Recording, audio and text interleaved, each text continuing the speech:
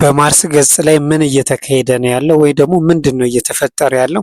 እስቲ አንድ ይህንን ምስል አይተን እንመለስ። በምስሉ ላይ እንደምታዩት የመጀመሪያው በ1976 በናሳ የተነሳ የማርስ ገጽ ወይንም ክፍል ነው።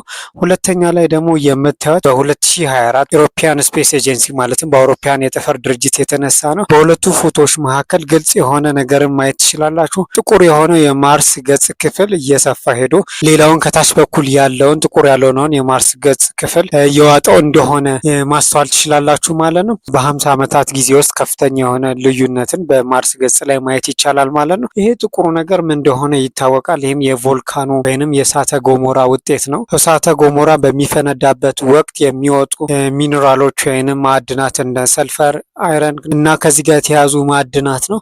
ነገር ግን ይሄ እየተጓዘበት ያለ ነገር ነው አሁን ላይ ጥያቄ የፈጠረው። ለሱም ሁለት መላምቶች ተቀምጧል። የመጀመሪያው መላምት ማርስ ላይ እንደሚታወቀው ከሆነ ከፍተኛ የሆነ ዊንድ አለ ወይንም ንፋስ አለ ወይንም ግሎባል ዊንድ የምንለው ሙሉ ማርስን የሚያጥለቀልቅ ንፋስ በየ2-3 ዓመቱ ያጋጥማታል።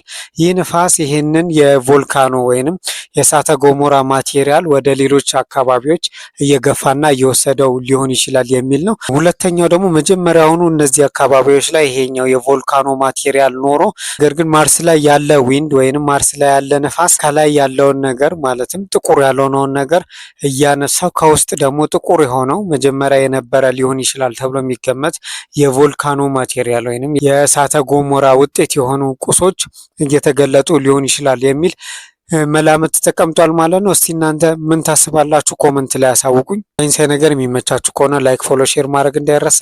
አመሰግናለሁ።